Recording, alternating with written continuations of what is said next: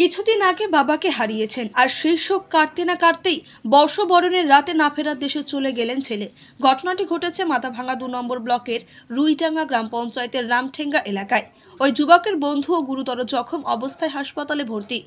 মৃত যুবকের নাম মলয় বর্মন ও আহত যুবকের নাম সঞ্জিত বর্মন। দুজনের ওই এলাকাতেই বাড়ি।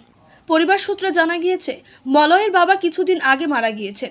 সংসারের হাল ধরতে টোটো চালাতেন মলয়। সে হয়ে উঠেছিল পরিবারের একমাত্র উপার্জনশীল ব্যক্তি।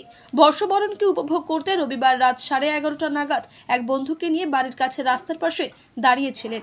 তারাবাজি পটকা ফাটাবেন এই মতলবে দাঁড়িয়েছিলেন বলে পরিবারের দাবি।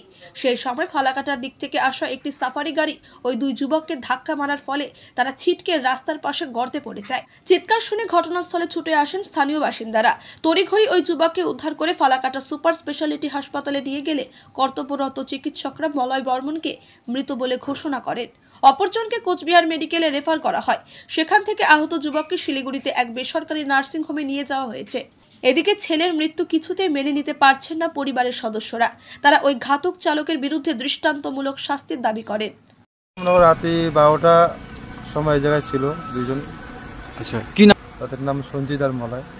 তারা এখানে বোম ফুটাবে 5 জানুয়ারি। ওই সময় একটা পিছন থেকে একটা সাপড়ে এসে লাগাই দিল। সাপড়িটা আটক করা হয়েছে মনে করো ওই জায়গায়। সাপড়ি লাগায় এই জায়গায় আমাদের বাড়ির সামনে ছিল সাপড়িটা। আচ্ছা, তাদেরকে পাঠানো হয়েছে। একজনকে ফালাকাটা, দুজনকে ফালাকাটা নেওয়া হয়েছিল। নেওয়ার পরে রেফার করে দিয়েছে একজনকে কোচবিহার। একজনকে তো সরাসরি বলে দিল মৃত্যু ঘোষণা। আচ্ছা, ডাক্তার বলে দিল। এখন তো কোচবিহার থেকে ট্রান্সফার করা হয়েছে শিলিগুড়িতে। আচ্ছা, ড্রাইভার তো মনে করো মধ্য অবস্থায় ছিল, দেখতে পাইনি, হয়তো লাগাই দিয়েছে। আচ্ছা, এই ঘটনা হলো 12:15 সময় এই উত্তর থেকে দক্ষিণে যাবে একটা সাফারি। তারপর এখানে দুইটা ছেলে গল্প করতেছিল। হ্যাঁ, পিকনিক দিন।